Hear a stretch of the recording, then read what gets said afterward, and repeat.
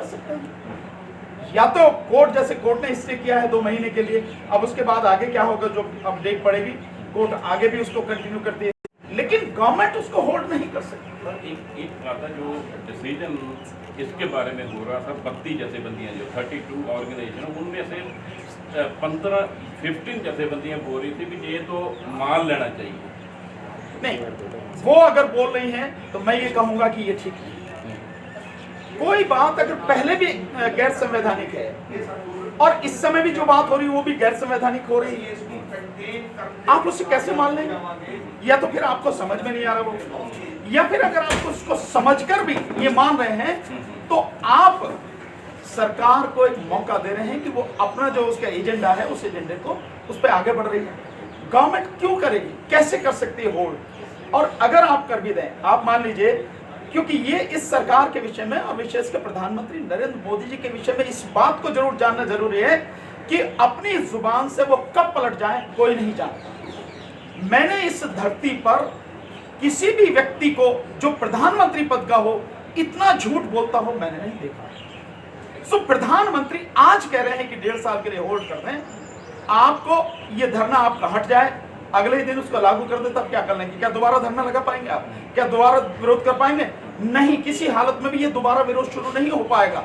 और सरकार, और जिस तरह से मैंने कोर्ट का भी एटीट्यूड देखा है, कोर्ट ने जो 12 तारीख को जो ऑर्डर दिया है छोटा, जिसमें उसने 2 महीने का हिस्से किया, उसकी अगर आप लास्ट की लाइनें 8-10 लाइनें पढ़ें, वो लाइन इसी बात की तरफ इशारा करती हैं कि सुप्रीम कोर्ट भी इस आंदोलन को केवल उठाना चाहे, ये किसी तरह से धरना हट जाए, काम खत्म हो जाए। क्योंकि उसमें कहती क्या है, तो बहुत बड़ा एलिगेशन है सुप्रीम को, बिल्कुल मैं सुप्रीम को क्यों ऐसे चाहिए? नहीं, मैं जो भाषा है उनकी वो यही कह रही है। सुप्रीम कोर्ट के उस ऑर्डर में लास्ट पेज की जो 7-8 लाइन है उसमें ये कहा गया है कि अब तो किसानों को खुश होना चाहिए, किसानों के नेताओं को, मैं हिंदी में आपको उसका तर्जुमा बता रहा हूँ कि खुश होना चाहिए, उनको एक्स्ट्रा ऑर्डिनरी ऑर्डर मिल गया कोर्ट से, और अब उन्हें अपने साथियों को कहना चाहिए कि चलो अब क्या करेंगे, अब तो इतना तो होगा, स्टे हो गए हैं, अब क्या करेंगे यहाँ बैठ के। ये भाषा वही भाषा है जो इस आंदोलन को उठाने के लिए इस्तेमाल की जा रही है, जिसे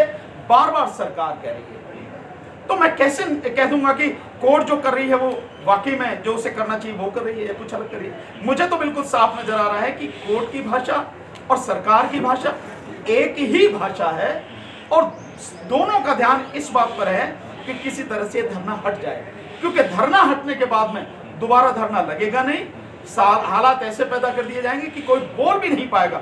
आज भी हालात इसी तरह के हो रहे हैं। ये जो लोग बोल रहे हैं, मैं समझता हूँ ये तो अपने आप में एक्स्ट्रा ऑर्डिनरी वाली बात है। कोई एजुकेशन 1 दिन 2 दिन 2 महीने 3 महीने चलती है, एजुकेशन जब लंबी इतनी हो जाएगी तो आप नहीं समझते वो पेतली कमजोर जाएगी? नहीं, होती होगी, लेकिन इस देश में एक आंदोलन बिल्कुल इसी तरह का आप जानते हैं कि उसमें 1907 में हुआ था, वो भी खेती के विषय में जो कानून आए थे उसी के विषय में हुआ था, 9 महीने तक चला था, और उसके बाद में वो ब्रिटिश गवर्नमेंट ने कानून वापस लिए थे। पंजाब से पगड़ी संभाल जट्टा शहीद भगत सिंह जी के जो चाचा जी सरदार अजीत सिंह साहब, उन्होंने चलाया था। तो और ये भी जो आंदोलन है, ये आंदोलन भी उसी तरह का एक बहुत मजबूत आंदोलन है। 27 तारीख से पहले जो 26 की घटना हुई, 27 तारीख को ऐसा पल था, वो 4 घंटे ऐसे क्रूशल थे कि कुछ भी शायद हो सकता था, लेकिन उसके बाद जो कुछ हुआ है और आंदोलन को जितनी मजबूती मिली है, सरकार अब ये भूल जाए कि ये आंदोलन बिना जीत हासिल किए उठेगा। चाहे आप 2, 4, 6 महीने की बात करें, ये अगर 10 महीने सालों चले तब भी आंदोलन कमजोर नहीं होगा बल्कि और मजबूत होगा। नहीं, मैं बतौर एडवोकेट नहीं, बतौर एडवोकेट जो मेरी समझ है, और वो मेरी समझ वहाँ के प्रैक्टिकल अनुभव पर आधारित है, क्योंकि मैं इस आंदोलन से बहुत गहराई के साथ में जुड़ा हुआ हूँ। सभी जगह जहाँ आंदोलन चल रहा है, चाहे सिक्खो बॉर्डर हो, चाहे टिकरी बॉर्डर हो, शाहजहाँपुर बॉर्डर राजस्थान वाला, चाहे पलवल बॉर्डर और चाहे गाजीपुर बॉर्डर, मैं जो वहाँ जाता हूँ, जो लोगों के बीच में बात करता हूँ, उनका जज्बा देखता हूँ, सारी परिस्थितियों को देखता हूँ। इसके अलावा अब मैं भी अलग अलग जगह जो किसान पंचायतें हूँ उनमें भी भाग ले रहा हूँ, और क्योंकि मैं गांव से जुड़ा हुआ मूल रूप से, गांव का रहने वाला हूँ, उन सारी चीज़ों से